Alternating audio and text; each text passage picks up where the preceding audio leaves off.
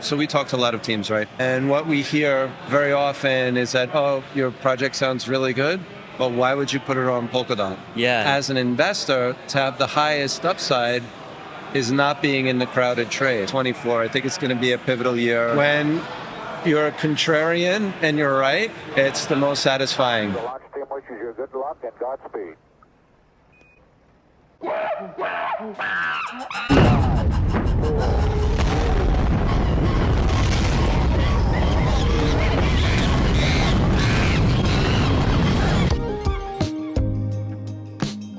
Space Monkeys blasting off with Mark from Scytale. Very lucky to have him back on the show at this pivotal point in Polkadot's future. Mark, welcome back to the show. Thanks for being on Space Monkeys. Thanks very much for having me, Jay. Can you catch people up real quick, talk about what Scytale Digital is doing, what the main mission of Scytale Digital is? Sure. So we manage a venture fund which invests largely in the Polkadot ecosystem. Yeah. And the reason that we decided to invest in the Polkadot ecosystem is that this is our second fund. The first fund invested in Polkadot, Energy Web, Ocean Protocol, Melonport, which is now called Enzyme Finance, and a few others. Yeah. And that was launched back in 2017. And we've seen the progress almost from the inside. It was from very close perspective of what's happening inside of the Polkadot ecosystem. And we thought that we could be most effective for the teams that we invested within that ecosystem. So I think there's little argument that the tech stack is leading in the industry. And I could point out a few reasons why I think it's that way. Sure. If you remember, in the 2019 period, 2020 period, everything put Polka on its name, even if it wasn't connected to it, because the name carried such a great image and potential. So fast forward through the bear market, maybe the name is not as exciting as it was, but the tech is actually delivered now and is even better. And the evidence for that is that so many projects are using Substrate, the Polkadot tech stack, Polkadot SDK. Some are linking to Polkadot, many are not. Sure. What's core most important is really the tech. On this scale, and this foundational importance, it's not easy to pivot. Yeah. Right? You want to upgrade Ethereum, you can do it. Takes a bit. Yeah. But can you change some of the core things? Maybe not. Can you have on-chain governance? Can you have hot upgradability? Maybe. But what will it take to actually be able to deliver that? Doesn't look like it's something on the horizon. Can you dive a little bit deeper here for people with an investor mindset? Some aspects of the tech that you think they should be paying attention to? From an investor mindset, what I think is the most interesting is the contrarian nature of being in the Polkadot ecosystem. Okay. It wasn't contrarian years ago, but it is contrarian now. So we talk to a lot of teams, right?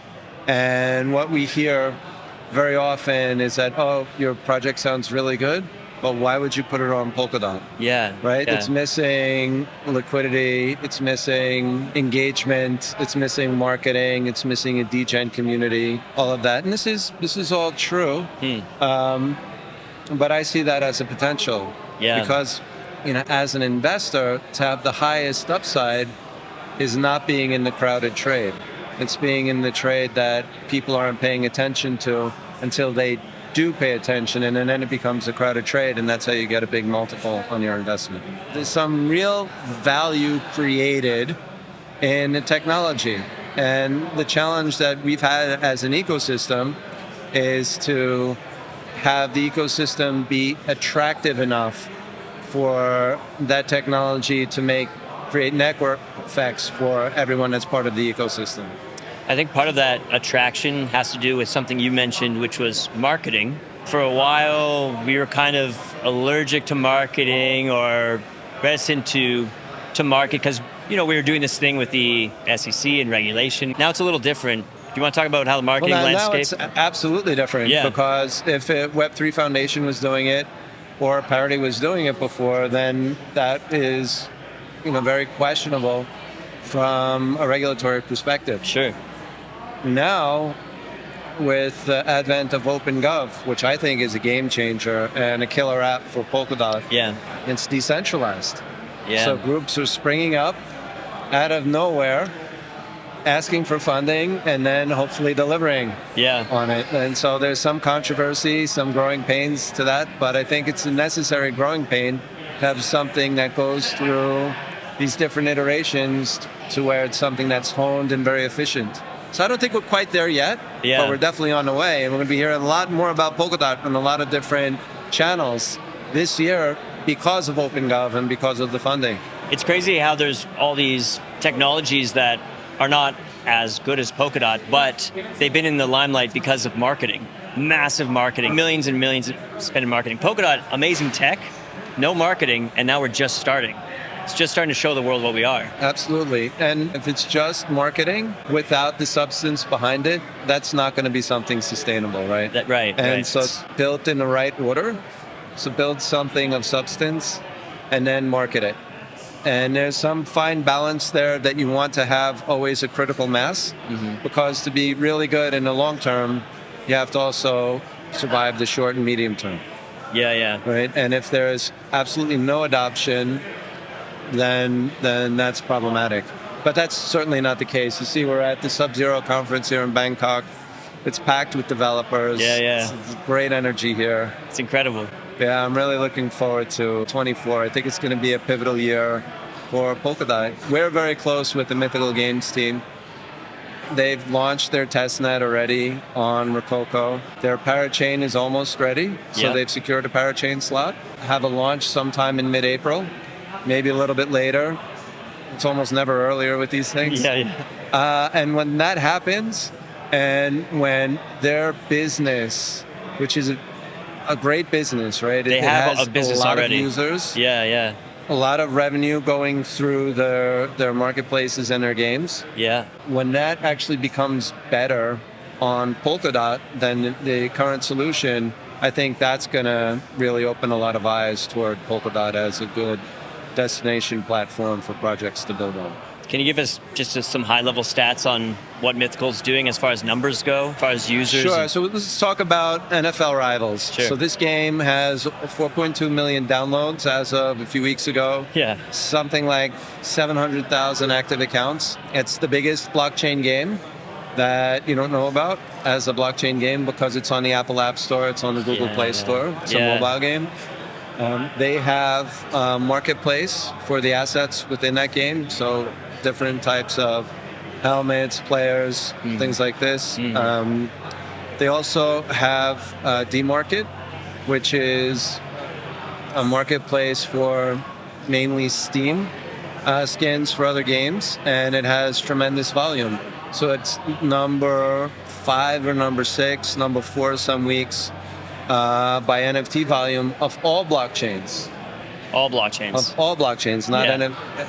So it's like Including maddening that Ethereum Polkadot and, will immediately have the number 1 gaming blockchain once Crazy. Mythical launches. So that's why we're so excited about it. There's things like that we're not necessarily invested with, but I think are doing really well. Okay. Like, for example, Hydration, the new name for HydraDX. Yeah. Right, they're doing some cool stuff, and I think once we get real liquidity, decentralized liquidity in the ecosystem, that's going to be a big difference maker.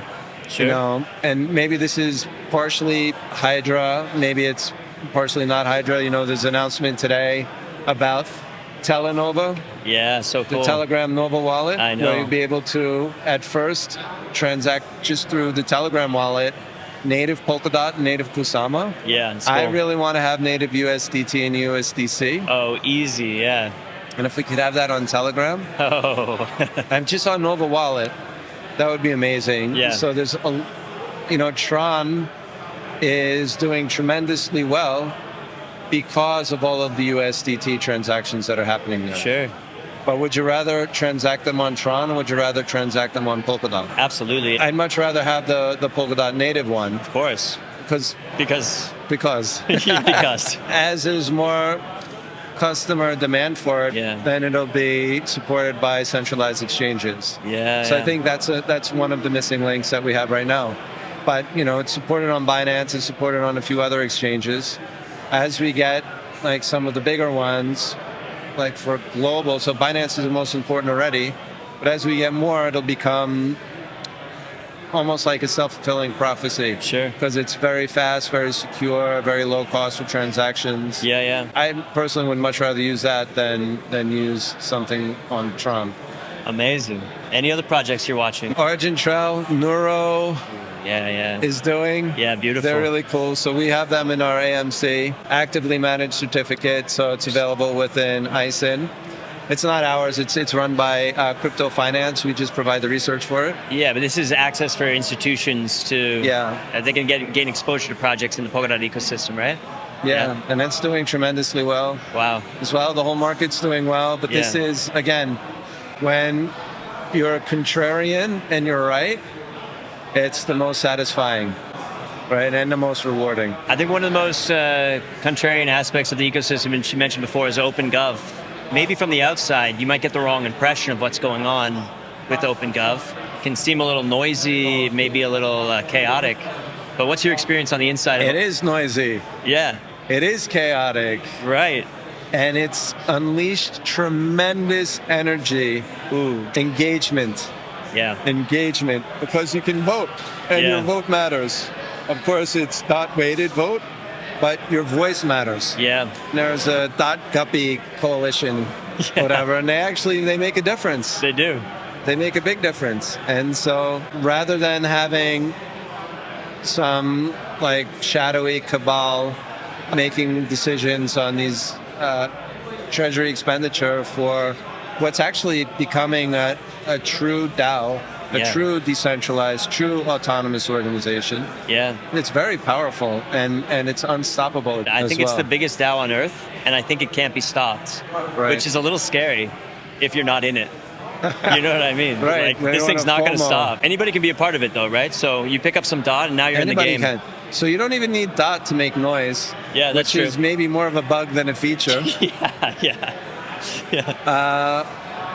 yeah, it adds what I think is an unappreciated or not priced in piece of value to the DOT token. Any token has a number of components that it derives its value from, right? Can be a gas token, can be a governance token, can be some kind of rewards mechanism for staking, for providing liquidity, for all of these things. But voting and the influence you have by owning the token over the treasury is not one that has, and not only over the treasury, but over the runtime, over the features that are put in, features that can be taken out. Yeah. That is not something that I think is in any models. Yeah. And so we're getting that as a component of DOT. It's something that is a bonus. I think we're starting to see the power of this now with this Giotto character. So I call him Polkadot's first executive whale. He's come in with a large amount of DOT, and suddenly this massive treasury, I think it's worth 400 million right now and growing a lot. He's using it to increase the value of the overall network and increase the value of his stake, which he's putting up. His stake could go to zero, but he's taking risk to make his stake go to, well, wherever he can push it. More. And I'm so happy that someone stepped up and did it and created a lot of controversy, some hurt feelings, but in the end, there are incentives. And incentives work. And I can't speak for what his incentives are, but probably there is some aspect of it is to increase the value that accrues to the DOT token. Sure, yeah. That's fair. But that's with anything, with any policies, they create incentives. That's right. He was the first one to really step up like this, but I kind of don't think the last. I kind of hope in the future we'll see more high stakes people come in and try to make a difference. Absolutely. I mean, and if you look at all of the things that he's started, right, and he's engaged people with, he's not running anything, really. He's just creating ideas, creating opportunities for other people to run with something. Yeah, that's right. And that's massive because things don't just happen by themselves. Yeah. And once they start going, then they get momentum. On the engineering side, we were talking about tech in the beginning. We've had some shakeups recently. We have a new VP of engineering at Parity. I think he's a little more product focused, a little less feature and upgrade focused. We have Gavin Wood going off and developing a whole new architecture. What's your take on the engineering side of Polkadot and kind of what it's going to look like in the future? Well, we're getting hints of what the next version of Polkadot will be, but that won't be for years. I think that we saw 20 months. Yeah. And whatever comes on a timeline, and almost never faster than that. Yeah. However, there have been some ongoing complaints about developing on Polkadot, about the documentation, about the tooling, also about the frequency of upgrading and keeping up with it. And so having Pierre on board, who's really concerned with the developer experience to really make it as available to developers as possible, I think it can only be good. And then having Gavin, as the absolute visionary founder, thinking maybe even, I want to say years, but he's probably decades ahead. Yeah. And to see that like the ideas that he's put into action on Polkadot are getting copied everywhere, just like the ideas he put into action on Ethereum. That's right. Got copied. So that's the best form of flattery is imitation, right? The whole Polkadot ecosystem is hooked onto Gavin's insane imagination. He had to leave Ethereum because it wasn't going to evolve as fast as his design. Right. And what I thought was really interesting on his talk yesterday, he talked about like Jam won't be upgradable. Yeah. But it's going to be very like basic and be able to upgrade the things on it, but itself won't be upgradable. Yeah. Maybe there are some things that maybe are better not being as changeable. Yeah. And one thing that comes to mind is maybe the monetary policy. Because I've heard from many other investors like, well, we don't know how many DOT there are going to ever be. Right? Inflation's very high. Maybe the inflation will even go up. Yeah. Maybe it'll go down. We don't know because it's so changeable. Yeah. What do you think would happen if the community, because the community can do this, made a decision to enshrine a monetary policy and put a cap on the number of DOT ever issued? That provides certainty for people who want to get involved in the economy, doesn't it? Exactly. So I think it would be something net positive for the ecosystem. Very interesting. So I wouldn't be surprised if we saw some proposal like that come out at some point in the next months. But what I'm most excited about right now, honestly, is April. I heard Gav's going to be on the main stage at Token 2049. Yeah. And I heard that maybe there'll be a big announcement there. Maybe he'll unveil Jam to the wider world at that point. Or what his ideas on it are. That's happening in Dubai mid-April, April 17th and April 18th, something like that. Yeah. If there are any investors out there, institutional, private, otherwise, how can they get involved with Scytale? Well, we manage a closed-end fund, so we're not raising capital at the moment. What I think would be really interesting would be some sort of ecosystem fund. So we may be involved in some project there. And I think for sure what we want to do is a mythical Scytale ecosystem fund. So, we're doing an academy with them right now. Yeah. And that's for early stage games and game developers. Yeah. And I think that can very likely morph, to evolve into a fund. So this is a changing amount of capital that you're going to be investing across the ecosystem? Yeah, so our existing fund is fully deployed. Yeah. And so it can reinvest. Yeah. Existing, but it's not currently deploying. We're not raising any money. But I think it would be good to have more capital in the ecosystem. Sure. So one way or the other, whether it's Scytale or not Scytale. I think ecosystem fund is a great idea. Yeah. And I think it's something that will happen in the next months. Sure. And I think that I think we'll probably do something with the Mythical guys on a gaming specific fund. And I'd really like to be involved in the broader ecosystem fund as well. So, a lot of venture investors just raise a new fund every year. Sure. And that's that vintage, regardless of whether the previous one Works. what it did, how it's performing, whether it paid out anything or not. Yeah. I think we probably won't raise any major fund until we make distribution on the existing fund. And we're not that close yet.